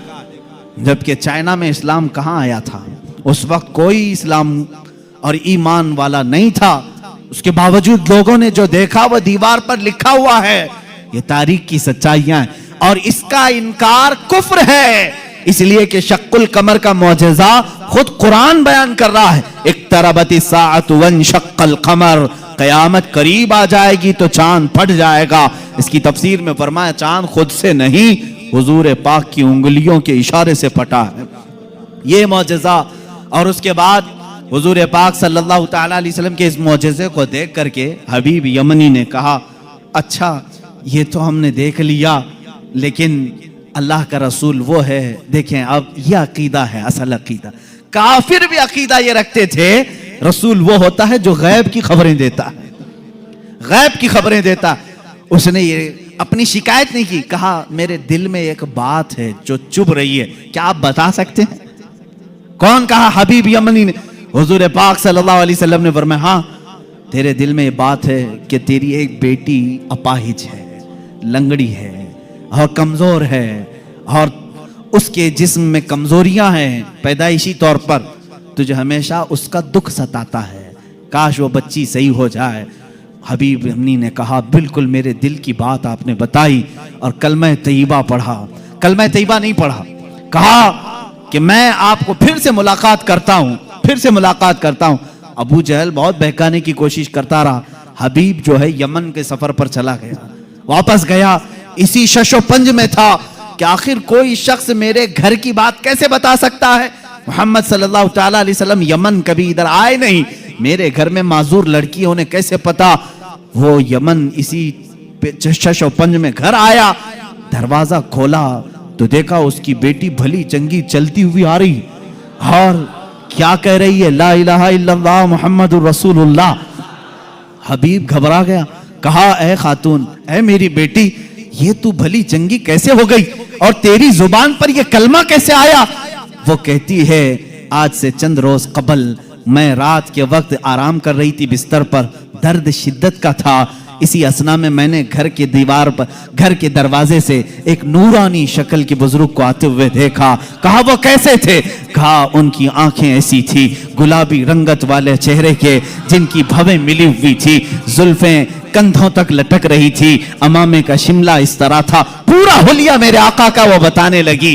کہا انہوں نے آ کر کے مجھ پر دم کیا اور میرا جسم صحیح سلامت ہو گیا، اور انہوں نے کہا اے بچی تو یہ کلمہ کیوں نہیں پڑھتی؟ انقریب تیرا باپ بھی پڑھے گا۔ میں نے کلمہ پڑھ لیا۔ وہ کہتا ہے حبیب یمنی، اے خاتون تم مجھ سے پہلے پہنچ گئی، اب میں گھر میں نہیں واپس مکہ جاتا ہوں۔ واپس آیا اور دار اسلام میں داخل ہوا۔ ابو جہل کو کوسنے لگا اور کہا اے ظالم، تو نے جادوگر کہہ کر کے بلایا تھا، محمد کے متعلق کیا کیا پروپیگنڈا پھیلایا تھا۔ اور ابو جہل سے کہا بات تو اچھی ہی ہے تیری، تو نے جادو دکھانے کے لیے بلایا تھا، لیکن میں تو ایمان کا سرشتکار ہو گیا، میں ایمان کے پیکر میں ڈھل گیا۔ اللہ کا احسان ہے میرے عزیزو، یہ میرے آقا صلی اللہ تعالیٰ علیہ وسلم کا ایک معجزہ دکھانے کے لیے لوگوں نے کہا 3 معجزے اس وقت دکھائے، چاند کے ٹکڑے بھی کیے، اس کی بیٹی کے گھر میں اس کو صحت بھی دیا، اور پھر اس کو ایمان کی دولت سے بھی نوازا۔ عزیزان گرامی، حضور اکرم صلی اللہ تعالیٰ علیہ وسلم کے جو کمالات اور معجزات علم غیب سے متعلق ہیں وہ تو ایک الگ ٹاپک ہے۔ میرے آقا کیا کیا جانتے تھے، کیا کیا نہیں جانتے تھے، یہ ہم سب کو کہنا ہی نہیں چاہیے۔ پہلی بات، تم ہوتے کون ہو حضور کا علم ناپنے والے؟ تم یہ کہو کہ حضور کو یہ نہیں معلوم تھا، یہ نہیں معلوم تھا، یہ نہیں معلوم تھا، تجھے کیا کیا معلوم ہے؟ اللہ کے حبیب صلی اللہ تعالیٰ علیہ وسلم کے متعلق بعض لوگ کہتے ہیں حضور یہ نہیں جانتے تھے، حضور یہ نہیں جانتے تھے۔ ظالموں، ذرا اپنے علم کی خیر مناؤ، اپنے ایمان کی خیر مناؤ کہ اللہ کے نبی صلی اللہ علیہ وسلم کو قرآن کہہ رہا ہے وَعَلَّمَكَ مَا لَمْ تَكُنْ تَعْلَمْ، اے رسول ہم نے آپ کو وہ سب سکھا دیا جو آپ نہیں جانتے تھے۔ اب اللہ نے کیا کیا سکھایا پہلے اللہ سے پوچھ کے آؤ، اے رب تو اپنے نبی کو کیا کیا سکھایا ہے؟ اللہ رب العزت جانے اور اس کا رسول جانے کہ وہ کیا سکھایا اور انہوں نے کیا سیکھا ہے۔ بہرحال حضور اکرم صلی اللہ تعالیٰ علیہ وسلم کا ایک اور معجزہ میں عرض کروں، اس کے بعد میں اپنی گفتگو کو سمیٹتا ہوں۔ چاند کا شق ہونے کا معجزہ، دنیا میں 2 بڑی چیزیں ہیں جو طاقتور، ایک چاند اور ایک سورج۔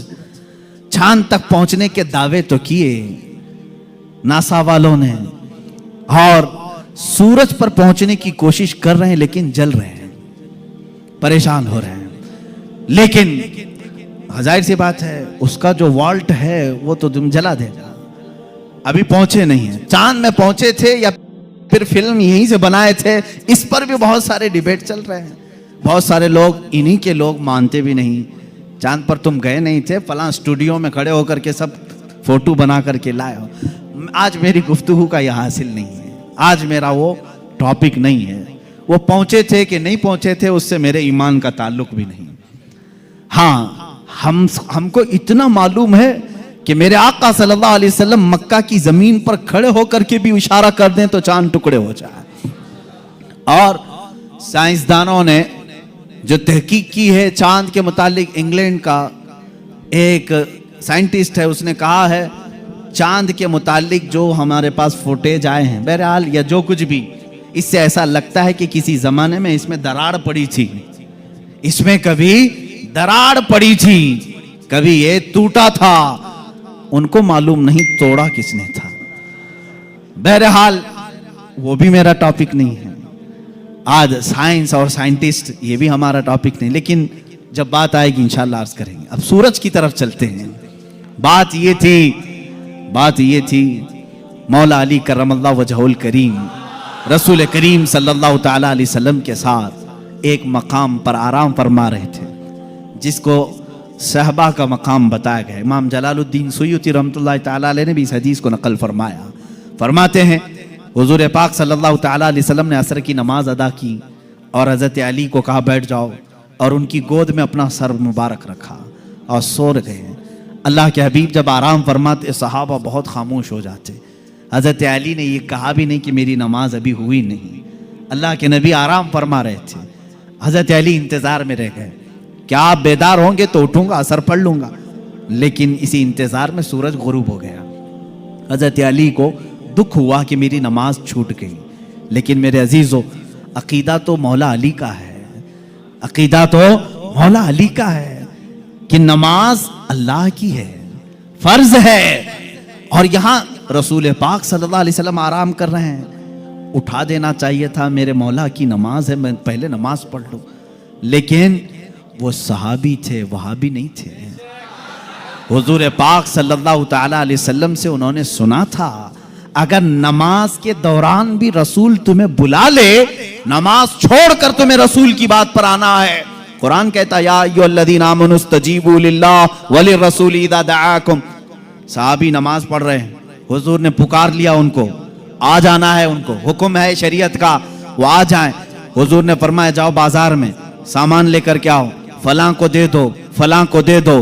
سب کام کر لیا, واپس آئیں تو کیا کریں؟ فرمایا اگر 2 رکعت ہوئی تھی تو باقی کی 2 رکعت وہیں سے کنٹینیو کریں, وہ باطل نہیں ہوئی جو چھوڑ کر گیا تھا. کیوں؟ اس لیے کہ وہ جو چھوڑ کر گیا تھا کسی ایرے غیرے کے کام میں نہیں, اطاعت رسول میں گیا تھا. اس سے پتا چلتا ہے نماز اللہ رب العزت کا حکم بجا لانا ہے اور رسول کی اطاعت کے مطابق کرنا ہے. مولا علی اسی فارمولے پر عمل کر رہے تھے. ادھر اگر نماز قضا ہو گئی تو ادا کر لوں گا, حبیب کی نیند میں فرق آیا, کہیں گستاخی اور توہین ہو گئی تو ایمان میں فرق نہ آ جائے. مولا علی خاموش رہے. میرے آقا صلی اللہ علیہ وسلم بیدار ہوئے, اور اللہ کے نبی صلی اللہ علیہ وسلم کیا نہیں جان رہے تھے حضرت علی کی نماز چھوٹ رہی ہے؟ کیا حضرت علی کی کیفیت کو نہیں دیکھ رہے تھے؟ دیکھا, پوچھا علی غمگین ہو, کہا اثر نہیں پڑی. اللہ کے نبی صلی اللہ علیہ وسلم نے پوری کائنات کو یہ درس دیا ہے اس دن, صرف مولا علی کے لیے نہیں, پوری کائنات کے لیے, کہ جو محبت مصطفیٰ میں چیزیں فنا ہوتی ہیں اللہ تبارک و تعالیٰ زندگی میں اسے سورج بھی پلٹا کر کے ادا کر دیتا ہے. حضرت علی رضی اللہ تعالیٰ عنہ کے لیے حضور پاک صلی اللہ علیہ وسلم نے ڈوبے ہوئے سورج کی طرف اشارہ فرمایا اور کہا کہ جہاں تو ڈوبا ہے پلٹ آ. سورج پھر واپس طلوع ہوا. حضرت ام سلمہ رضی اللہ تعالیٰ عنہ حضور کی زوجہ ہیں, فرماتی ہیں ہم نے پہلی مرتبہ سورج کو پچھم سے پھر سے نکلتے ہوئے دیکھا, تھوڑی دیر کے لیے, ایسا نہیں کہ پورا نکلا. عصر کے مقام پر جو پیلا سورج ہوتا ہے وہیں تک آیا. حضرت علی کرم اللہ وجہہ الکریم نے نماز ادا کی, سورج پھر واپس پھر غروب ہوا, اتنی ہی دیر کے لیے آیا پھر پلٹ گیا. اسی لیے امام اہل سنت فاضل بریلوی رضی اللہ تعالیٰ عنہ فرماتے ہیں سورج الٹے پاؤں پلٹے چاند اشارے سے ہو چاک. سورج الٹے پاؤں پلٹے چاند اشارے سے ہو چاک. اندھے نجدی دیکھ لے قدرت رسول اللہ کی, اندھے نجدی دیکھ لے قدرت رسول اللہ کی. اشارے سے چاند چیر دیا, چھپے ہوئے خور کو پھیر دیا, گئے ہوئے دن کو عصر کیا. یہ تاب و تواں تمہارے لیے, زمین و زمان تمہارے لیے, مکین و مکان تمہارے. رسول کریم صلی اللہ تعالیٰ علیہ وسلم کے معجزات, سورج کا پلٹانا یہ میرے آقا کے عظیم معجزات میں سے ہے, عظیم معجزات میں سے. کس کے لیے پلٹایا گیا؟ مولا علی کرم اللہ وجہہ الکریم کے لیے. عزیزان گرامی, تاریخ میں, اب معجزات کی تاریخ میں بہت ساری چیزیں موجود ہیں, یہاں تک کہ مردوں کو زندہ کرنے والا جو معجزہ ہے, میں نے وہ بچوں کے متعلق بتایا. دوسری حدیث ہے, حضور پاک صلی اللہ تعالیٰ علیہ وسلم خود فرماتے ہیں میں حجون مکہ کے قریب جو جنت المالا قبرستان ہے وہاں پر تھا. میں نے اللہ کی بارگاہ میں عرض کیا کہ مولا میرے ماں باپ کس حالت میں ہیں مجھے دکھا. حضرت بی بی آمنہ اور حضرت عبداللہ کے متعلق یہ خبیث آج انگشت نمائی کرتے ہیں, انہیں کافر کہتے ہیں, انہیں مشرک کہتے ہیں. سنو حدیث پاک, یہ حدیث ثابت ہے. امام جلال الدین سیوطی رحمۃ اللہ تعالیٰ علیہ نے اپنی کتاب میں لکھا ہے التعظیم والمنہ فی ان ابوئی رسول اللہ صلی اللہ علیہ وسلم فی الجنہ، کتاب ہے اس میں حدیث بھی ہے. فرماتے ہیں میرے آقا صلی اللہ علیہ وسلم میں نے اللہ سے عرض کی اللہ تعالیٰ نے میری ماں آمنہ میرے باپ عبداللہ دونوں کو میرے سامنے حاضر کیا. وہ وفات پا چکے، سالوں پہلے وفات پائے، اور ان دونوں کو میرے آقا صلی اللہ علیہ وسلم کے سامنے حاضر کیا گیا. حضور فرماتے ہیں بی بی آمنہ نے بھی میرا کلمہ پڑھا، حضرت عبداللہ نے بھی میرا کلمہ پڑھا، اور اسی لیے تو ہم کہتے ہیں وہ پاک ہیں میرے آقا صلی اللہ علیہ وسلم، اور پاکوں سے منتقل ہوتے ہوئے آئے ہیں. حضور اکرم صلی اللہ تعالیٰ علیہ وسلم کے متعلق جو یہ عقیدہ رکھے گا کہ ان کے آبا و اجداد کافر تھے، تو میں سمجھتا ہوں دنیا میں اس سے بڑا بدبخت کون ہے، اس سے بڑا ایسا حرمان نصیب جو حضور پاک کے آبا و اجداد پر طعنہ زنی کرتا ہے. عزیزان گرامی، ہمیں تو بریلی کے امام نے یوں کہا ہے تیری نسل پاک میں ہے بچہ بچہ نور کا، تو ہے عین نور، تیرا سب گھرانہ نور کا. حضور سے لے کر آدم علیہ السلام تک کا جو گھرانہ ہے وہ سب گھرانہ نور کا ہے، اور نور کفر میں نہیں جا سکتا. عزیزان گرامی وقار، یہ معجزات کا باب تھا، جتنا بھی بیان کروں وہ کم ہے. اللہ کے حبیب صلی اللہ تعالیٰ علیہ وسلم کو رب تعالیٰ نے بے شمار معجزے دیے. آخری بات جو شروع میں نے کہا تھا، اور معجزے اس مقام کے لوگوں نے دیکھا، اس زمانے کے لوگوں نے دیکھا. موسیٰ علیہ السلام کا معجزہ ان کی قوم نے دیکھا، عیسیٰ علیہ السلام کا معجزہ ان کی قوم نے دیکھا، سارے نبیوں کے معجزے ان کے زمانے کی قومیں دیکھتی رہی. محمد عربی صلی اللہ تعالیٰ علیہ وسلم کو اللہ نے ایک معجزہ ایسا دیا جو ہم بھی دیکھ سکتے ہیں، قیامت تک دیکھ سکتے ہیں، قیامت تک دیکھ سکتے ہیں، اور وہ معجزہ ہے اللہ کی کتاب قرآن مقدسہ. یہ رسول کریم صلی اللہ علیہ وسلم کا معجزہ ہے جو کافروں کے سینوں پر آج بھی چیلنج بن کر کے پکار رہی ہے. ہمت ہے تو لاؤ اس طرح کی ایک کتاب جس میں اللہ رب العزت نے معجزات کے کمالات رکھے ہیں. بلکہ قرآن آج بھی چیلنج کر رہا ہے، اے امریکہ، اے روس کے سپر پاور، اے رشیا والو، تم نے ایٹم بم بہت بنا لیے، میزائل پیٹرول بہت بنا دیے، لاؤ اللہ کے کلام کے ایک مثل جس کو قرآن میں موتیوں کے تاروں میں جس طرح باندھا گیا ہے، جس کی ابتدا سورہ فاتحہ سے ہوتی ہے، جس کی ختم والناس پر ہوتی ہے. اللہ نے پوری کتاب لانے کے لیے تو چیلنج کیا ہی تھا، بعد میں کم کیا گیا اور کہا گیا پوری کتاب نہیں لا سکتے، 10 سورتیں لا کر کے دکھا دو، 10 سورتیں اس طرح لا کر دکھا دو. 10 سورے نہیں لا سکے، پھر اللہ نے فرمایا چلو 10 آیتیں لا کے دکھا سکو. اے میرے عزیزو، فخر سے کہو اے مسلمانوں، آج بھی زندہ جاوید معجزہ رسول اللہ کا ہمارے درمیان موجود ہے، وہ اللہ کی کتاب قرآن مقدسہ ہے. کوئی اگر تمہارے حقانیت کی دلیل تم سے پوچھے تمہارا مذہب حق ہے، کیا دلیل ہے، اس کے سامنے قرآن پیش کر دینا. قرآن 14 صدیوں پہلے آج کے ہونے والے واقعات بیان کر رہا ہے. تیرے بھی پاس اس کا کوئی جواب ہے تو لا کر کے دکھا دے، اس لیے کہ رسول اللہ کا معجزہ ہے. دوسرا میری طرف سے چیلنج ہے، سارے کمپیوٹر، سارے ویب، جتنے بھی انٹرنیٹ کی دنیا ہے، سارے ہیکر جو اس زمانے میں بڑی بڑی بینکوں کو ہیک کرتے ہیں، سب سے میرا چیلنج ہے، آؤ اللہ کی کتاب قرآن مقدسہ کو ہیک کر کے دکھاؤ، اور ایک آیت ہیک کر کے دکھاؤ، میں مان لوں گا. ایک زبر ہیک کر کے دکھاؤ، نہیں کر سکو گے. تم نے دنیا کے بڑے بڑے پارلیمنٹ کا ڈاٹا چرایا ہوگا، اللہ کے کلام کا ایک زبر نہیں چرا سکتے. یہ میرا چیلنج ہے، ہیکر سب جمع ہو جاؤ، اللہ کی کتاب کو ہیک کر کے دکھاؤ. انشاءاللہ العزیز صبح قیامت تک نہیں کر سکو گے. مجھ جیسے کروڑوں لوگوں کو اللہ نے پیدا کیا جن کے سینوں میں اللہ نے یہ قرآن محفوظ کیا ہے.